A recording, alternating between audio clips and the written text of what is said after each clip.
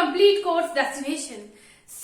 आज की क्लास में हम लोग एक बहुत ही ज्यादा इंटरेस्टिंग से टॉपिक को डिस्कस करने वाले हैं, है ना। तो एक बहुत ही बड़ा क्वेश्चन होगा आपके मन में कि आज हम लोग क्या डिस्कस करेंगे। तो देखो, आज की क्लास हमारी बहुत ही ज्यादा इंटरेस्टिंग क्लास रहेगी और हमारे जो बीएड स्टूडेंट्स हैं उनके लिए बहुत ही ज्यादा इंपॉर्टेंट क्लास रहने वाली है। सो ऑल बीएड स्टूडेंट्स, आज की क्लास को आप लोग पूरा देखिए, ध्यान से देखिए।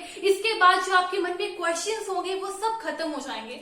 वैसे आपने टॉपिक को तो देख ही लिया होगा कि हम लोग क्या डिस्कस करने वाले हैं इस क्लास में। ब्लैक बोर्ड पर भी, व्हाइट बोर्ड पर भी देख लिया होगा, सॉरी, और उसी के साथ साथ थंबनेल पर भी देख लिया होगा। देखो, आज की क्लास में हमारा क्या टॉपिक रहेगा, किस बात पर डिस्कशन रहेगी, that how to use various teaching skills in macro teaching lessons. जो हम लोग डिफरेंट स्किल्स होती हैं, किस तरह से हम लोग डिफरेंट स्किल्स को जो है यूज कर सकते हैं अपने मैक्रो टीचिंग के अंदर, अपने लेसन के अंदर, अपने लेसन को और भी ज्यादा इंटरेस्टिंग बनाने के लिए और स्टूडेंट्स के साथ इंटरेक्ट करने के लिए किस तरह से हम लोग डिफरेंट वेरियस स्किल्स को यूज कर सकते हैं अपने मैक्रो टीचिंग के अंदर, ठीक है। बाकी माइक्रो टीचिंग की क्लास भी मैंने अपलोड कर दी है। उसके अंदर हम लोगों ने देखा है कि माइक्रो टीचिंग जो हमारी 7 मिनट्स की होती है, उसके अंदर हम लोग किस तरह से डिफरेंट स्किल्स को यूज कर सकते हैं, ठीक है। और ये हमारी मैक्रो टीचिंग है। मैक्रो टीचिंग लेसन के अंदर किन किन स्किल्स को यूज करेंगे, कैसे कैसे स्किल्स को यूज करेंगे, ताकि हमारी जो लेसन है बहुत ज्यादा इंटरेस्टिंग बने, इंटरेस्ट सीकिंग हो, बच्चों के साथ अच्छे से इंटरेक्ट हम लोग कर सके, है ना। तो हमारे जो स्टूडेंट्स हैं, जो हमसे पढ़ रहे हैं, उनको एक्टिव करना क्लास के अंदर, किस तरह से वो क्लास के अंदर एक्टिव होकर आपके लेसन को सुनेंगे, एक्टिव पार्टिसिपेट करेंगे आपकी क्लास में, यही बहुत इंपॉर्टेंट होता है टीचिंग के अंदर सबसे पहले तो, ठीक है। तो मैं आपके सामने आज एक लेसन प्रेजेंट करूंगी, ठीक है, मैक्रो टीचिंग लेसन प्रेजेंट करूंगी, जिसके अंदर मैं काफी सारी स्किल्स को यूज करूंगी, ठीक है। तो सबसे पहले इन सभी स्किल्स, जिन स्किल्स को मैं यूज करने वाली हूँ अपने लेसन के अंदर, उन स्किल्स को थोड़ा सा इंट्रोड्यूस करवा दूंगी कि उन स्किल्स के अंदर क्या है, किस तरह यूज करते हैं, कब कब यूज करते हैं उन स्किल्स को, उसी के साथ साथ उनका क्या क्या बेनिफिट होता है और उनके अंदर हम लोग क्या क्या करते हैं, ये सब हम लोग थोड़ा सा इंट्रोड्यूस करवाएंगे। फिर उसके बाद एक लेसन आपके सामने मैं प्रेजेंट करूंगी, किस तरह मैं डिफरेंट स्किल्स को यूज कर रही हूँ, कहाँ कहाँ पर यूज कर रही हूँ, ये आपको देखना बहुत ज्यादा इंपॉर्टेंट रहेगा, ठीक है। तो सबसे पहले तो आपके मन में, मुझे पता है कि बहुत सारे इस तरह से क्वेश्चंस चल रहे होंगे कि किस तरह इन स्किल्स को हम लोग यूज करें, किस तरह अपने लेसन को बहुत ज्यादा इंटरेस्टिंग बनाएं, ठीक है। तो ये जो क्वेश्चंस है आपके मन में इस टाइम, ये सब जो है खत्म हो जाएंगे बिल्कुल आज की ही क्लास के बाद। आपके मन में जितने भी क्वेश्चंस हैं वो सब खत्म हो जाने वाले हैं, ठीक है। सो स्टार्ट करेंगे हम लोग, इन क्वेश्चंस को हटा दीजिए बिल्कुल और हम लोग शुरू करेंगे आज की क्लास को, ठीक है। तो सबसे पहले तो हमें पता चल जाएगा किस तरह स्किल्स को यूज करेंगे, लेकिन ध्यान से देखिएगा इस पूरी क्लास को, बहुत ज्यादा इंपॉर्टेंट रहेगा, ठीक है। स्टार्टिंग से लेकर एंड तक देखिए और उसके बाद आप बताइए कि आपको क्या समझ आया, ओके। सो पहले तो मैं अपने लेसन के अंदर कौन सी स्किल्स को यूज करने वाली हूं, ठीक है। तो हमारा लेसन स्टार्ट होता है with skill, that is skill of introducing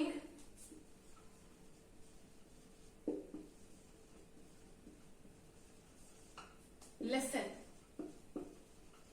पहली स्किल कौन सी यूज करेंगे हम लोग, skill of introducing a lesson, एक लेसन को इंट्रोड्यूस करवाना, ये हमारी पहली स्किल रहती है, ठीक है। जब हम लोग अपने लेसन को स्टार्ट करते हैं, हम लोग क्या करते हैं, पहले लेसन को इंट्रोड्यूस करवाते हैं अपने स्टूडेंट्स को, ठीक है। तो किस तरह से इंट्रोड्यूस करवाएंगे स्टूडेंट्स से लेसन को, पहले हम लोग जिस टॉपिक को टीच करवाने वाले हैं उस टॉपिक के आसपास की जितनी भी नॉलेज होगी, जो वो स्टूडेंट्स पिछली क्लास के अंदर पढ़कर आए हैं, उनके प्रीवियस नॉलेज को हमें टेस्ट करना है। क्या करना है, स्टूडेंट्स की प्रीवियस नॉलेज को हमें टेस्ट करना है। जो भी हम टॉपिक पढ़ाने वाले उसे रिवील नहीं करना है, टॉपिक को रिवील कभी नहीं करेंगे। टॉपिक के आसपास की जो नॉलेज होगी, जो कि उससे इंटरलिंक्ड होगी और वो पिछली क्लास के अंदर स्टूडेंट्स पढ़कर आए हैं, उनको हम लोग चेक करेंगे बाय पीके टेस्टिंग। क्या करेंगे इसके अंदर, हम लोग पीके टेस्टिंग करेंगे, प्रीवियस नॉलेज टेस्ट करेंगे स्टूडेंट्स की, और उनकी जो प्रीवियस नॉलेज होगी उसी को बेस बनाकर, एकदम नींव बनाकर, उसी के आगे जो है हम लोग उनकी न्यू नॉलेज की कंस्ट्रक्शन शुरू करेंगे, ठीक है। So previous knowledge is very important. हमें लेसन को किस तरह से इंट्रोड्यूस करवाना है, डायरेक्ट लेसन का नाम रिवील नहीं करना है, हमें टॉपिक रिवील नहीं करना है। Like I am going to teach you a topic, आज आपको मैं इस क्लास में एक लेसन को इंट्रोड्यूस करवाने वाली हूँ, लेकिन मैंने यहाँ पर टॉपिक नहीं लिखा अपने ब्लैक बोर्ड पर, सॉरी अपने व्हाइट बोर्ड पर मैंने यहाँ पर टॉपिक नहीं लिखा है, मैंने क्या लिखा, प्यूपिल टीचर्स नेम, अपना नाम लिखा, आई एम अ प्यूपिल टीचर, मैंने अपना नाम लिखा, कौन सी क्लास की टॉपिक को मैं पढ़ाने वाली हूँ, मैंने उस क्लास को यहाँ पर लिखा, ठीक है। उसके बाद सब्जेक्ट कौन सा है, वैसे मैंने साइंस लिखा है, टॉपिक हमारा साइंस का है, लेकिन आप जिस भी सब्जेक्ट की हैं आप इस टॉपिक इसको देख सकते हैं, ठीक है, which is related to your subjects also, because जो भी हमारा आज टॉपिक है वो सभी सब्जेक्ट से कहीं ना कहीं रिलेट कर जाता है, इसलिए। उसके बाद हमारे जो क्लास है उसकी ड्यूरेशन कितनी रहेगी, कितनी लंबी रहेगी, वो हम लोग साइड में लिखेंगे। अपना roll number, प्यूपिल teachers roll number हम लोग यहाँ पर मेंशन करेंगे, और टॉपिक मेंशन नहीं करेंगे, क्योंकि हमें टॉपिक रिवील ही नहीं करना है, बच्चों का इंटरेस्ट उस टॉपिक में बनाना है, इसलिए हम लोग क्या करेंगे, उनको सबसे पहले उनकी पीके टेस्टिंग करेंगे, टॉपिक के आसपास की नॉलेज जो है बच्चों की हम लोग चेक करेंगे, उसके बाद उनकी प्रीवियस नॉलेज को बेस बनाकर उनकी न्यू नॉलेज को कंस्ट्रक्ट करवाएंगे, ठीक है। So this is our skill of introducing a lesson, इस तरह से हम लोग लेसन को इंट्रोड्यूस करवाएंगे। सेकंड हम लोग कौन सी स्किल को यूज करने वाले हैं, that is skill of explanation, skill of explanation, ठीक है। हम लोग सेकंड स्किल यूज करने वाले हैं, स्किल ऑफ एक्सप्लेनेशन। तो देखो इस स्किल के अंदर हम लोग काफी अदर स्किल्स को भी यूज करते हैं, ठीक है। हम लोगों को डायरेक्ट लेक्चर मेथड यूज नहीं करना है, सिर्फ लेक्चर मेथड इंक्लूड करना है, लेकिन सिर्फ लेक्चर मेथड नहीं। अब एक्सप्लेनेशन के साथ साथ हम लोग टॉपिक को एक्सप्लेन कर रहे हैं स्टूडेंट्स के सामने, उसी के साथ साथ हम लोग जो है प्रॉबिंग क्वेश्चंस को भी यूज करेंगे, स्किल ऑफ प्रॉबिंग क्वेश्चंस।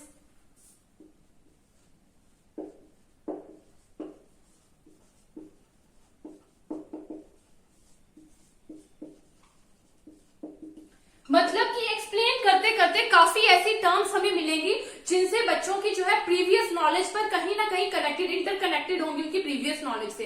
तो हम क्या करेंगे, उनसे क्वेश्चंस पूछ सकते हैं, एक्सप्लेन करते करते उनसे क्वेश्चंस पूछ सकते हैं, उनकी रियल लाइफ एग्जांपल से हम लोग लिंक कर सकते हैं क्वेश्चंस को, जिससे हमारे स्टूडेंट्स क्या होंगे, हमारे स्टूडेंट क्लास में एक्टिव मेंबर होंगे, एक्टिव पार्टिसिपेशन करेंगे, और active participation of a student is very important in your lesson, ठीक है। जब आप टीच करवा रहे हो तो आपके स्टूडेंट्स एक्टिव पार्टिसिपेट होने चाहिए क्लास के अंदर, ठीक है। उनको कोई ना कोई एक्टिविटीज में आपको इंटरेक्ट रखना ही है, ठीक है। तो हमारी कौन सी स्किल हो जाएगी, स्किल ऑफ प्रॉबिंग क्वेश्चंस, मतलब कि एक्सप्लेन करते करते पूरे चैप्टर को हम लोग उनसे जो है क्वेश्चंस भी पूछते रहेंगे। वो क्वेश्चंस उनके रियल लाइफ के साथ भी लिंक हो सकते हैं, जिससे कि हमारे स्टूडेंट्स हमारे साथ इंटरेक्ट रहे, ठीक है। किस तरह से हम लोग जो है उनको एक्टिव रखें, ये हमें सोचना है। क्वेश्चंस पूछेंगे, क्वेश्चंस अगर सही जवाब देंगे हमारे स्टूडेंट्स, तो हमें क्या करना है, रीइंफोर्समेंट स्किल की यूज करनी है, स्किल ऑफ रीइंफोर्समेंट। हमें रीइंफोर्समेंट स्किल का यूज करना है। जब भी कोई सही जवाब देता है हम लोग उन्हें गुड, वेरी गुड, एक्सीलेंट करके कह सकते हैं, जिनसे कि वो इंट्रिंसिकली मोटिवेटेड होंगे और अगले क्वेश्चंस के लिए भी तैयार रहेंगे कि नहीं मुझे जवाब देना है, और आपकी बात को ध्यान से हमेशा सुनेंगे कि कहीं भी कुछ क्वेश्चन पूछा जाए तो हम आंसर देंगे, ठीक है। और इन केस की कोई सही जवाब नहीं दे पा रहा है तो हमें उन्हें डिमोटिवेट नहीं करना है, हमें क्या करना है, उनको सही जवाब देने के लिए इंकरेज करना है। Yes you can do this, आप ये कर सकते हैं, ठीक है।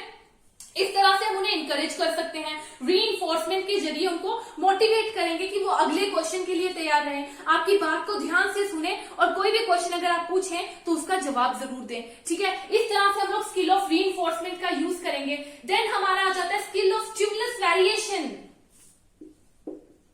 स्किल ऑफ स्टिमुलस वेरिएशन, ठीक है। तो स्किल ऑफ स्टिमुलस वेरिएशन के अंदर क्या होता है, हम लोग अपने गैस्चर्स एंड पोस्चर्स का यूज कर रहे हैं, like I am using my hands here, है ना, अपने हाथ को यूज कर रही हूँ, अपनी बॉडी के पोस्चर को यूज कर रही हूँ, अपने फेस को यूज कर रही हूँ, अपने एक्सप्रेशंस को यूज कर रही हूँ, उसी के साथ साथ अपनी वॉइस को यूज कर रही हूँ। कहीं पर मेरी टोन कम जा रही है, कहीं पर ज्यादा जा रही है, किसी पॉइंट पे मुझे ज्यादा जोर देना है तो मैं वहां पर जोर से बोल रही हूँ, कहीं पर मुझे कम बोलना है तो मुझे धीरे बोलना है, ठीक है। तो इस तरह से हम लोग जो डिफरेंट गैस्चर्स एंड पोस्चर्स का यूज करेंगे, जिसकी वजह से हमारी क्लास और भी ज्यादा जो है इंटरेस्टिंग बन जाएगी स्टूडेंट्स के लिए, और स्टूडेंट्स हमारे साथ अच्छी तरह हम लोग स्टूडेंट्स के साथ इंटरेक्ट कर पाएंगे, ठीक है। Because actually teaching is an emotion, teaching क्या है, एक इमोशन है जिसमें हमें स्टूडेंट्स को भी समझना है और खुद की बात को भी उन्हें समझाना है। तो हम लोग क्या करेंगे, अच्छी तरह से अपने गेस्चर्स एंड पोस्चर्स का ध्यान रखेंगे कि किस तरह हम लोगों को कौन से गेस्चर्स कब यूज करने हैं, ठीक है, एंड ओवर गेस्चर्स भी नहीं यूज करें, ठीक है। ये हो जाती है हमारी स्किल ऑफ स्टिमुलस वेरिएशन। इसके बाद हम लोग यूज करेंगे एक और skill, that is skill of illustration with examples। जब हम लोग टीच कर रहे हैं और we can say real life examples, जब हम लोग किसी टॉपिक को टीच करवा रहे हैं तो इट इज वेरी इंपॉर्टेंट कि हम लोग बच्चों की रियल लाइफ एग्जांपल्स को यूज करें, खुद के रियल लाइफ एक्सपीरियंसेस को शेयर करें, उनके रियल लाइफ एक्सपीरियंसेस को शेयर करने के लिए उन्हें मोटिवेट करें। उसी के साथ कुछ ऐसी एग्जांपल्स दें जो कि उनके रियल लाइफ से लिंक करती हो, जिससे जो हमारा स्टूडेंट होगा वो अपने जो लेसन हम पढ़ा रहे हैं उसको अपनी रियल लाइफ के साथ लिंक कर पाएगा और उसे इस चैप्टर के अंदर ज्यादा इंटरेस्ट आएगा और उसी के साथ साथ वो हमेशा मोटिवेट रहेगा कि अभी कोई क्वेश्चन आएगा और मैं जवाब दूंगा, ठीक है। उसी के साथ जो है वो अगर अपनी रियल लाइफ के साथ लिंक कर पा रहा है किसी चीज को तो वो लेसन में उसे जरूर इंटरेस्ट आएगा, ठीक है। सो ये कुछ स्किल्स का हम लोग यूज करेंगे। एक और स्किल होगी हमारी, that is skill of BB writing.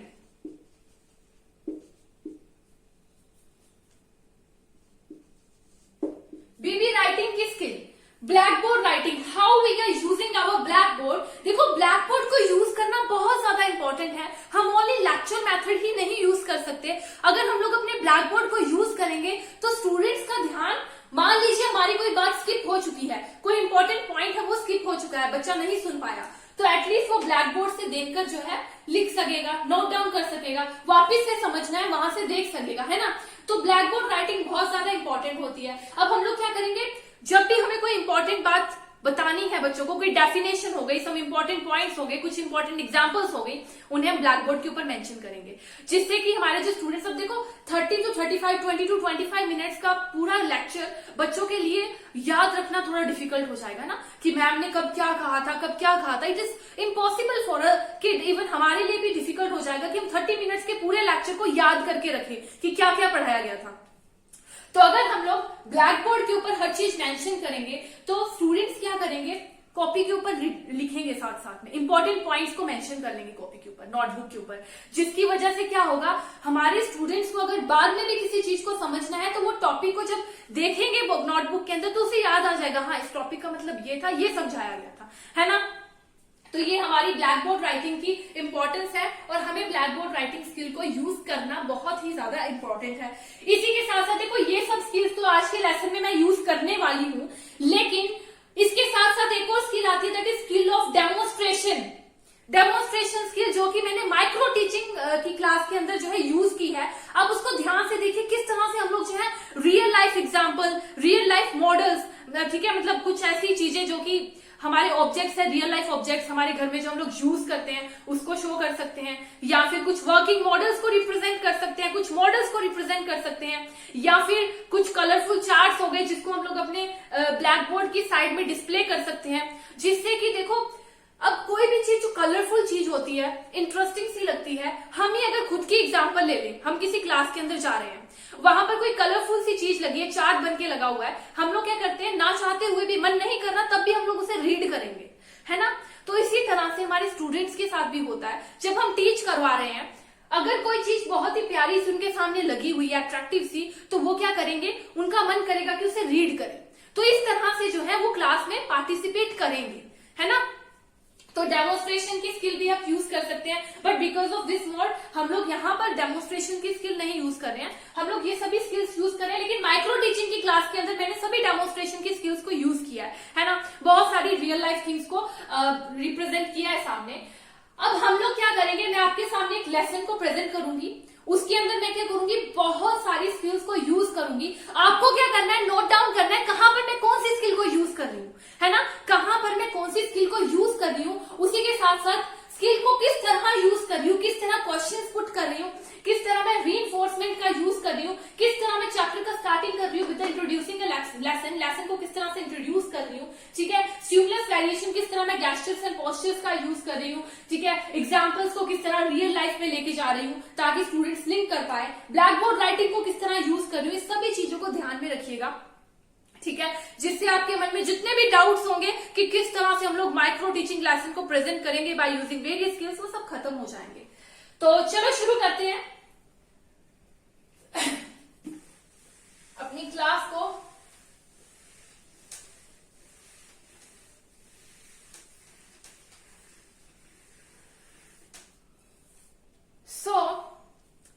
Good morning students. Today I am going to introduce you all with a really interesting topic. But before starting this topic, I would like to check your awareness related to the topic that we had earlier discussed in our previous class. Okay, so tell me that what is environment? What is environment? Environment क्या है? Yes, very good. Environment is everything that is present around us. It may be living things और it may be non living things. What is environment? Environment क्या है? हमारे आसपास जितनी भी चीजें प्रेजेंट है उन्हें हम एनवायरमेंट कह देते हैं, और वो चीजें लिविंग थिंग्स भी हो सकती है, नॉन लिविंग थिंग्स भी हो सकती है, ठीक है। So my second question is, what can you say this environment is clean और not? Our environment is clean और not?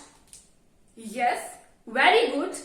Our environment is not so clean. हमारा एनवायरमेंट, हमारा एटमोस्फियर है वो इतना ज्यादा क्लीन नहीं है। एटमोस्फियर के अंदर बहुत सारे पॉल्यूटेंट्स प्रेजेंट हैं, है ना। तो ये बात तो हमें पता है ना, पॉल्यूटेंट्स प्रेजेंट है हमारे एटमोस्फियर के अंदर। नाउ अब मुझे बताइए, अगर मान लीजिए बारिश हो रही है और बारिश एटमोस्फियर के पॉल्यूटेंट से पास हो रही है, तो ऐसी बारिश को हम लोग क्या कह देंगे? बारिश जो है किसमें कन्वर्ट हो जाएगी? Yes, very good. जो हमारी रेन होगी वो एसिडिक नेचर की बन जाएगी, उसे हम एसिड रेन कह देंगे, है ना। अब मुझे बताइए, which gases are responsible for acid rain और एयर पॉल्यूशन? कौन सी ऐसी गैसेस हैं जो कि एसिड रेन या फिर एयर पॉल्यूशन के लिए रिस्पॉन्सिबल है? बताइए बताइए। सो आप इसका जवाब नहीं दे पा रहे हैं।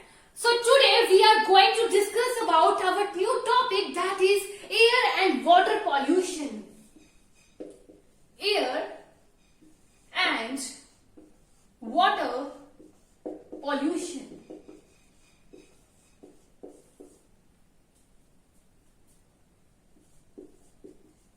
किसके बारे में डिस्कस करेंगे हम लोग? आज अपने न्यू टॉपिक के बारे में डिस्कस करेंगे, that is air and water pollution, ठीक है। तो सबसे पहले we are going to discuss about what is air pollution.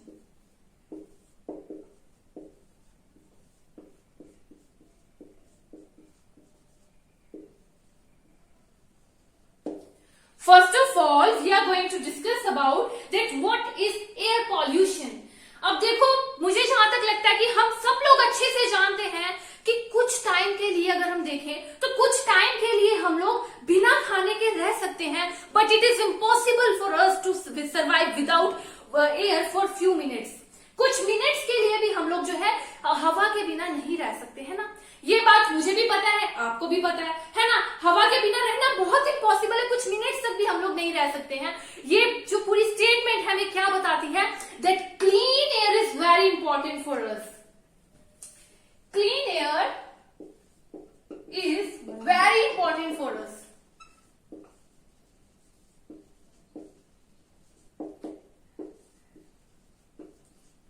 जो हमारी शुद्ध हवा होती है हमारे लिए बहुत ही ज्यादा इंपॉर्टेंट होती है, ये बात तो एकदम क्लियर है ना। अब देखो, आप लोग अपनी पिछली क्लास के अंदर 7th क्लास के अंदर भी डिस्कस करके आए थे, पढ़कर आए थे, that air is the mixture of various gases. बहुत सारी गैसेस का मिक्सचर है हमारी air. What is air? Air is the mixture of different gases. Air is the mixture of different gases. जो हमारी एयर है ये बहुत सारी गैसेस का मिक्सचर है, ऐसा हम लोग कह सकते हैं, है ना। अब आप मुझे बताएंगे what is the composition of air. Air की कंपोजिशन के बारे में मुझे बताएंगे, क्योंकि आप अपनी पिछली क्लास के अंदर भी पढ़कर आए हैं about the composition of air. So आप मुझे बताएंगे what is the composition of air.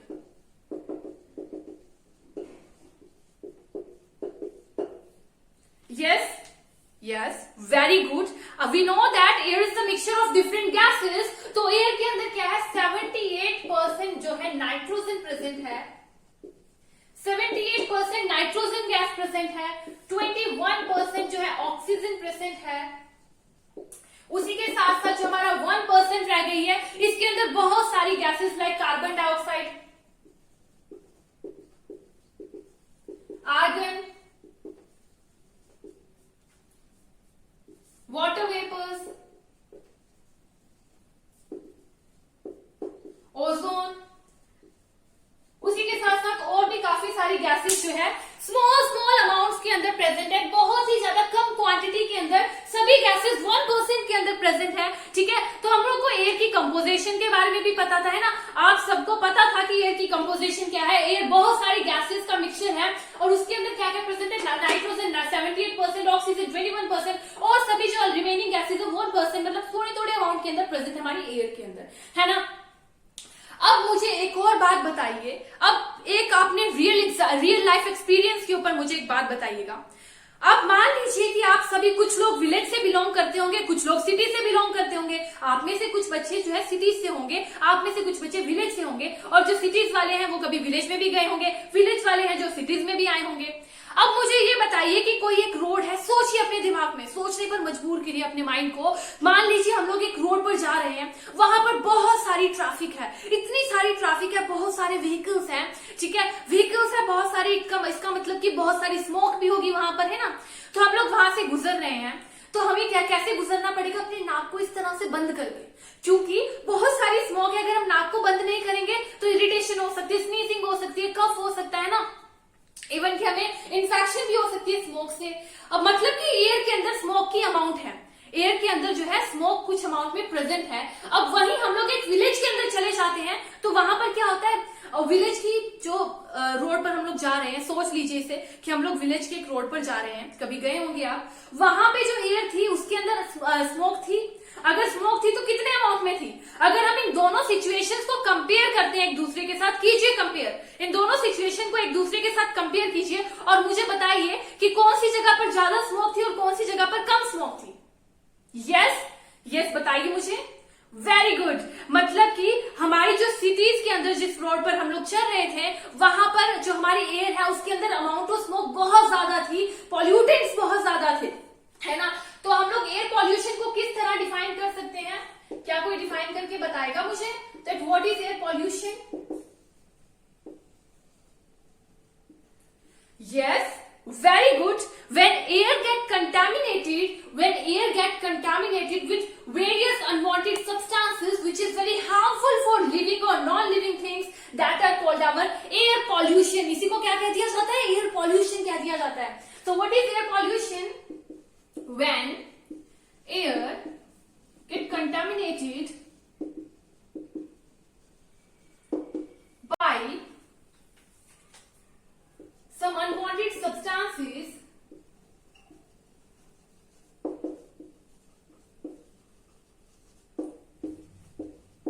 which are very harmful for living and non-living things are called air pollution. इसी को क्या कह दिया जाता है, एयर पॉल्यूशन। तो क्या है हमारा एयर पॉल्यूशन, एयर पॉल्यूशन क्या है, when air get contaminated by some unwanted substances, कुछ अनवांटेड सब्सटेंसेस से हमारी जो एयर है वो कैसी हो रही है, कंटामिनेटेड हो रही है, ठीक है, which are very harmful for the living and non living thing, living things के लिए भी है, नॉन लिविंग थिंग्स के लिए भी, दोनों के लिए जो हमारी वो सब्सटेंसेस है, अनवांटेड सब्सटेंसेस बहुत ज्यादा हार्मफुल है, इसी को क्या कह दिया जाएगा, इसी को कह दिया जाएगा एयर पॉल्यूशन। ठीक है, तो एयर पॉल्यूशन के बारे में हमें पता चल चुका है, हम लोगों ने डिस्कस कर लिया कि एयर पॉल्यूशन क्या है। अब बात आती है that how air get polluted, air pollute कैसे हो रही है। So our next topic is how does air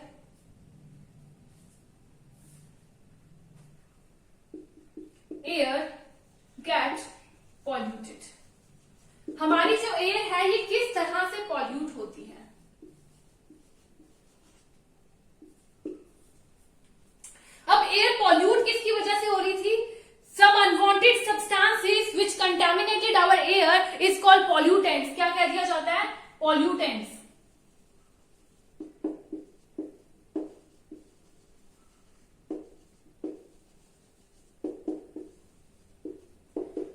जो एयर को कंटामिनेटेड कर देते हैं, ऐसे सब्सटेंसेस को क्या कह दिया जाता है? पॉल्यूटेंट्स कह दिया जाता है ना। क्या कह दिया जाता है ऐसे सब्सटेंसेस को? पॉल्यूटेंट्स कह दिया जाता है। अब मुझे आप लोग बताएंगे कि जो पॉल्यूटेंट्स है वो किन किन सोर्सेज से आ सकते हैं, किन किन सोर्सेज से पॉल्यूटेंट्स हमारे एयर के अंदर आकर उसे पॉल्यूटेड कर सकते हैं, ये बात आपको मुझे बतानी है, ठीक है। तो जिनको भी आती है एक एक करके अपना हैंड रेज करेगा और मुझे बताएंगे।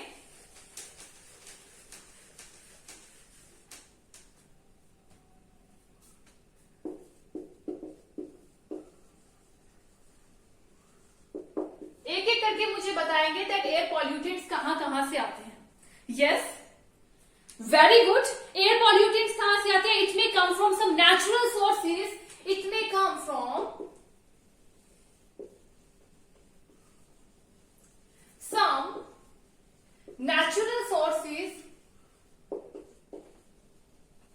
लाइक सम नेचुरल सोर्सेज से जो है स्मोक और हमारा जो डस्ट है वो आ सकती है from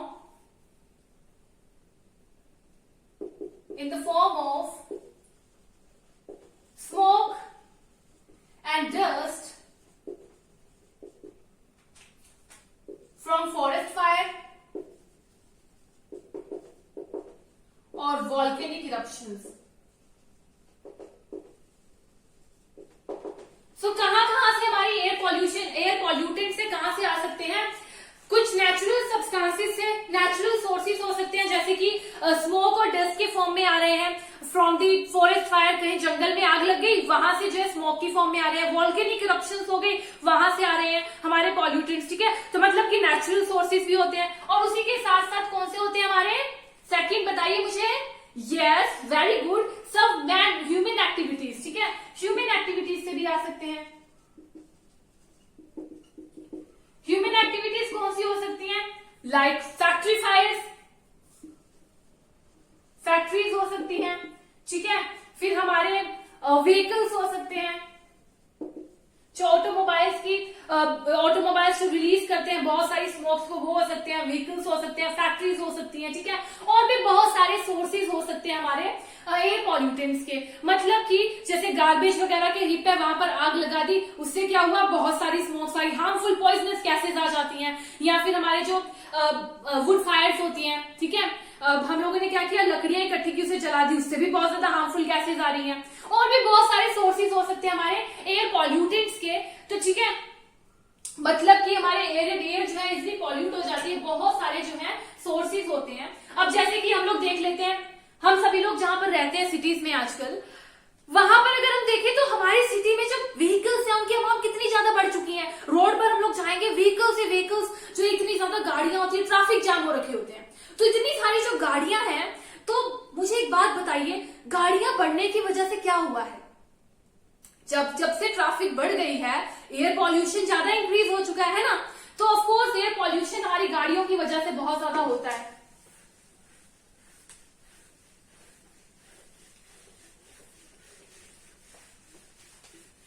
अब मुझे एक और बात बताइए, विंटर सीजन है,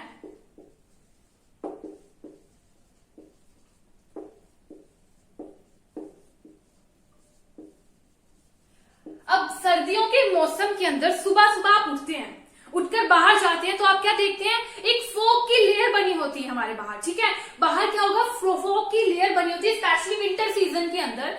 तो अब क्या आपने इस चीज को देखा, कभी ऑब्जर्व किया अपने घर में, रियल लाइफ में कभी ऑब्जर्व किया? ऑफ कोर्स आप सबने ऑब्जर्व किया है ना, विंटर सीजन के अंदर फॉग की एक लेयर बनी होती है बाहर। अब ये जो फॉग की लेयर है एक्चुअली क्या होती है? It is actually smoke. Actually क्या होती है? स्मोक, मतलब कि स्मोक प्लस फॉग। हमारी जो स्मोक है वो फॉग के साथ मिक्स हो जाती है, जिसकी वजह से हमारी जो है स्मोक की एक लेयर बन जाती है। And this smoke is very very very harmful for us, क्योंकि ये काफी सारी डिजीज कर सकती है, जैसे कि ब्रीदिंग प्रॉब्लम आ सकती है,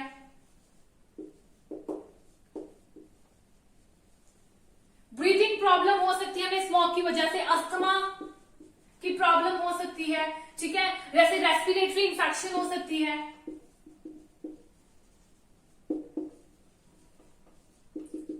रेस्पिरेटरी इंफेक्शन हो सकती है, ब्रीदिंग प्रॉब्लम हो सकती है, अस्थमा हो सकते हैं, और भी बहुत सारी जो है डिसीजेस इसकी वजह से हो सकती है। चिल्ड्रंस के अंदर जो है कफ हो सकता है,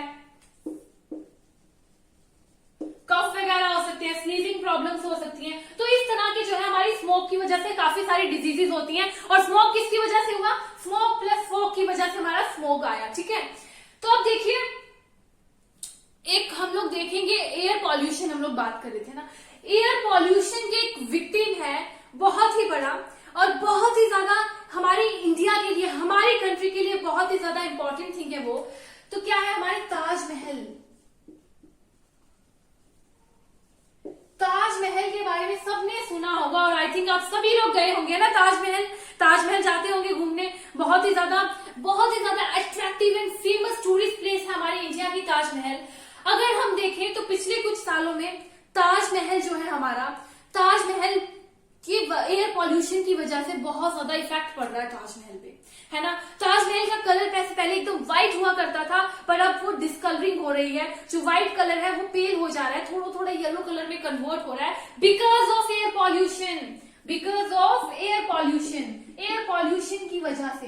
अब देखो, हमारा जो एयर पॉल्यूशन है, ये लिविंग थिंग्स तो छोड़ो, नॉन लिविंग थिंग्स को भी नहीं छोड़ते। नॉन लिविंग थिंग्स हमारी बिल्डिंग्स हो गई, मॉन्यूमेंट्स हो गए, ठीक है, स्टैच्यूज हो गए, सबके ऊपर एयर पॉल्यूशन का इफेक्ट है। मतलब कि एयर पॉल्यूशन बहुत ही ज्यादा डेंजरस थिंग है ना।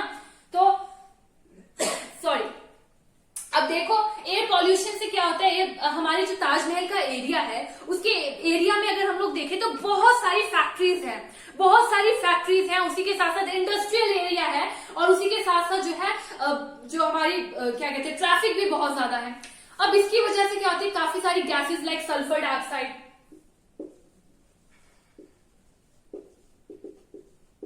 नाइट्रोजन डाइऑक्साइड,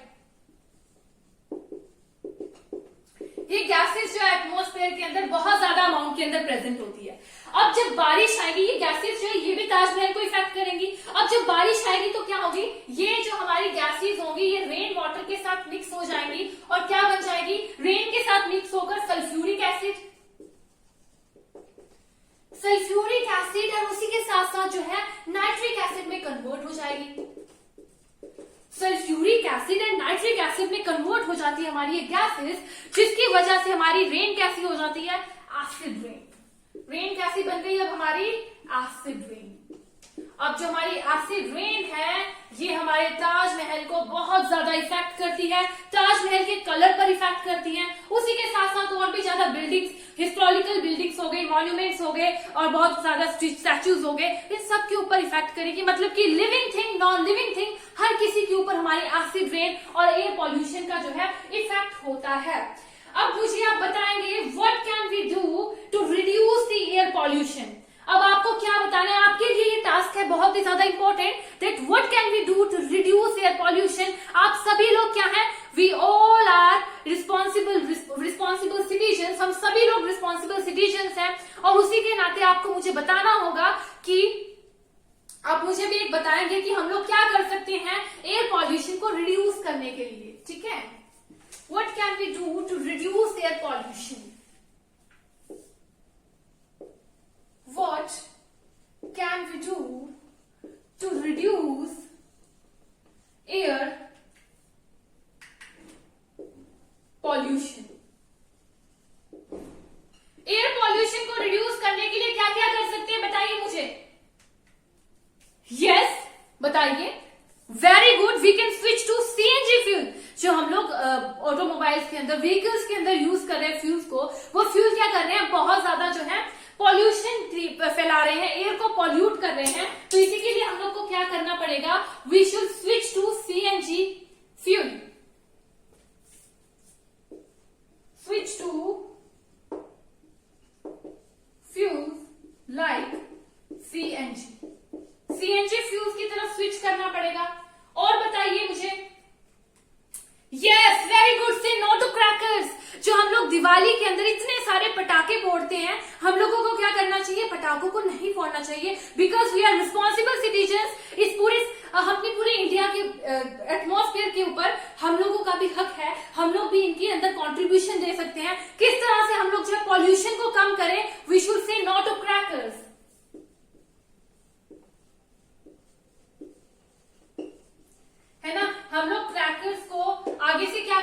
दिवाली के अंदर क्रैकर्स को नहीं जलाएंगे, क्योंकि इससे बहुत ज्यादा एयर पॉल्यूशन होता है ना।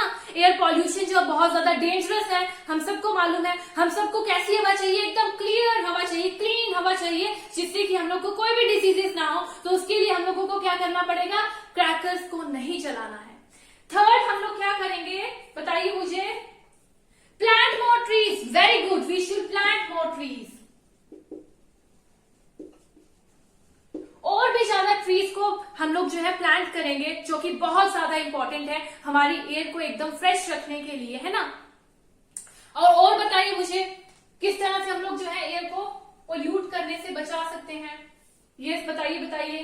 Yes, we should switch to solar energy. Switch to solar energy और wind energy. Very good, we should switch to solar energy, wind energy और हाइड्रो पावर।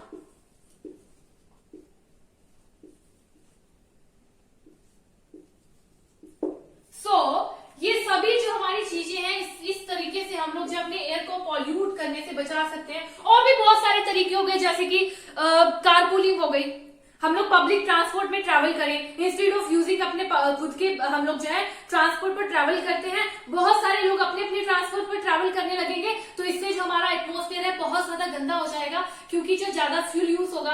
हाँ, अगर हम लोग सीएनजी यूज करें देन इट्स ओके, लेकिन अगर हम लोग पेट्रोल डीजल यूज कर रहे हैं तो इससे क्या होगा? हमारा एटमॉस्फेयर पर इफेक्ट पड़ेगा। इसलिए हमें क्या करना चाहिए? हम लोगों को कारपूलिंग करनी चाहिए, या फिर हम लोगों को पब्लिक ट्रांसपोर्ट को यूज करना चाहिए। This is very important for us, है ना। ये तो हमारी बात हो जाती है एयर पॉल्यूशन की। आई होप कि एयर पॉल्यूशन का सबको क्लियर होगा, किस तरह एयर पॉल्यूशन होता है, एयर पॉल्यूशन क्या होता है, किस तरह एयर पॉल्यूटेड होती है, किस तरह हम लोग उसे बचा सकते हैं, उसके क्या क्या कजेज हैं, किस तरह से बहुत ज्यादा डेंजरस है, ये सब हम लोग डिस्कस कर चुके हैं। Now we are going to discuss about water pollution. What is water pollution, ये देखेंगे अब हम लोग, ठीक है।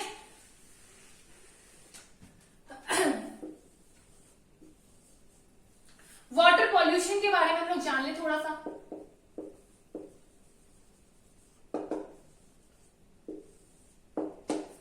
तो देखो, जो हमारा वाटर पॉल्यूशन है, जैसे ही हमने एयर पॉल्यूशन के बारे में डिस्कस किया था, अब मुझे आप वाटर पॉल्यूशन की भी डेफिनेशन दे सकते हो सिमिलरली, है ना।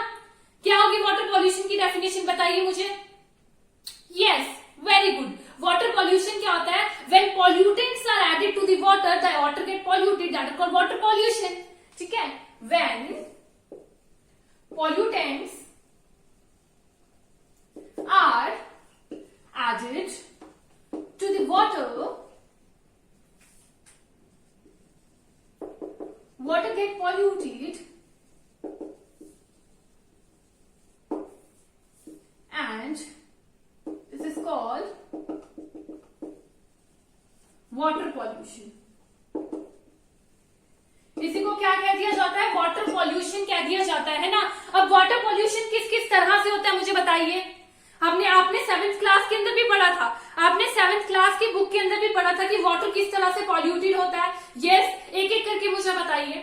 यस, वाटर किस तरह से पॉल्यूटेड होता है? हम लोग जो है क्लोथ्स को वॉश करते हैं वाटर के अंदर, हम लोग नहाते हैं, बहुत सारे पानी को वेस्ट कर देते हैं ड्रेनेज सिस्टम के अंदर, है ना। तो इस तरह से हमारा जो वाटर है वो पॉल्यूट हो जाता है। तो हम लोगों को क्या करना पड़ेगा वाटर को सेव करने के लिए? देखो, वाटर को हम लोग सेव करने के लिए क्या करेंगे? जो हम लोग वेजिटेबल्स को वॉश कर रहे हैं, उसके बाद पानी जो है ड्रेन सिस्टम में डाल रहे हैं, तो हम लोग क्या करेंगे? वाटर को गार्डन्स के अंदर डाल देंगे। वाटर को सेव करने के लिए गार्डन्स के अंदर डाल देंगे, ठीक है। उसी तरह हम लोग कम वाटर का यूज करेंगे, जैसे ब्रश कर रहे हैं, एग्जाम्पल ब्रश कर रहे हैं, सभी ब्रश करते हैं, और मुझे पता है सभी एक काम जरूर करते हैं कि वाटर को खोल के रख देते हैं टैप को। ब्रश करते समय टैप को खोल के रख दिया, आराम से एकदम ब्रश कर रहे हैं। बहुत गलत बात है। हमें क्या करना चाहिए? ब्रश करते समय टैप को बंद करना है ना, जिसकी वजह से हमारा वाटर वेस्ट नहीं होगा। Okay, this is very important, water को सेव करना, क्योंकि बहुत सारे ऐसे लोग हैं जिनको वाटर नहीं मिल पाता।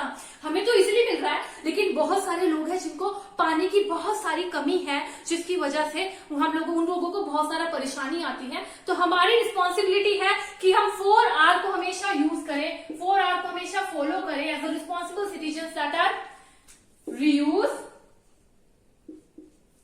Recycle, reduce and recover. Okay, हमें क्या करना चाहिए? वाटर को रीयूज करना है, वेस्ट नहीं करना है, रिसाइकल करना है वाटर को। जैसे पॉल्यूटेड वाटर है उसको वाटर बॉडीज के अंदर रिलीज करने से पहले उसको रिसाइकल करना बहुत ज्यादा इंपॉर्टेंट है, ठीक है। उसी के साथ साथ रिड्यूस, कम यूज करना है हमें वाटर का, ठीक है। जहां पर हो सके हमें वेस्ट नहीं करना है, रिकवर, जिससे कि हमारी रिकवरी हो जाएगी। Okay, so this is water pollution. हम सबको पता चल गया किस तरह से वाटर पॉल्यूशन को हमसे हम लोग बच सकते हैं, वाटर को की कमी से कैसे बच सकते हैं, ठीक है। अब एक और टॉपिक आता है हमारा, दैट इज पोर्टेबल वाटर, ठीक है। What is our portable water, इस बात को हम लोग डिस्कस करेंगे। दैट इज पोर्टेबल वाटर क्या है। अब मुझे एक बात बताइए, अगर कोई आपको एक गिलास पानी दे देगा, साफ पानी है, दिखने में एकदम साफ है, मैंने आपको या किसी ने भी आपको दे दिया, क्या आप पी लेंगे?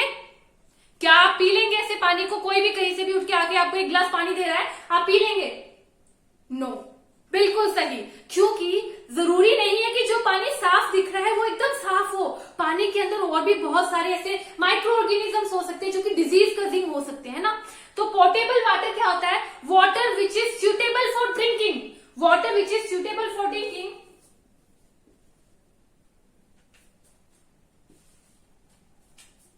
water which is suitable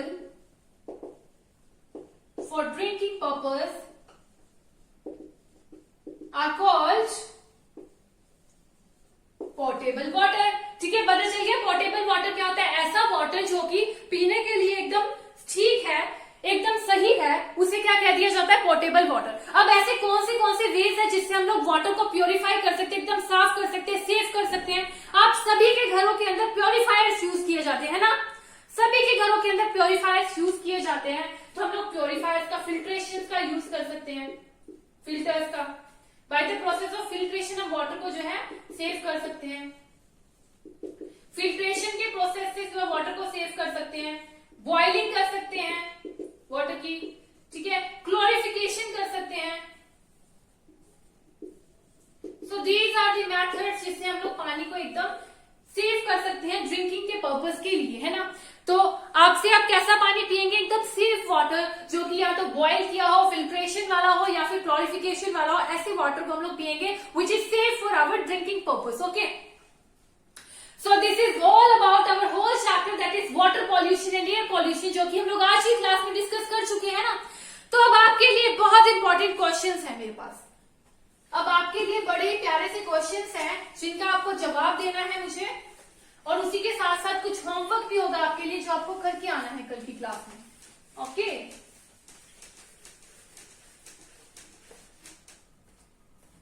firstly tell me that what is air pollution.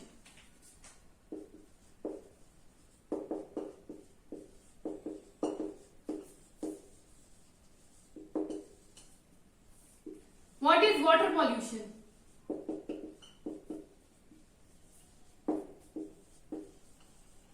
Water pollution क्या है, एयर पॉल्यूशन क्या है, ये मुझे आप डिस्क्राइब करके, डिफाइन करके बताएंगे, ठीक है। अपनी कॉपीज में आप लिख भी सकते हैं that what is air pollution, what is water pollution. And आपका होमवर्क होगा कुछ,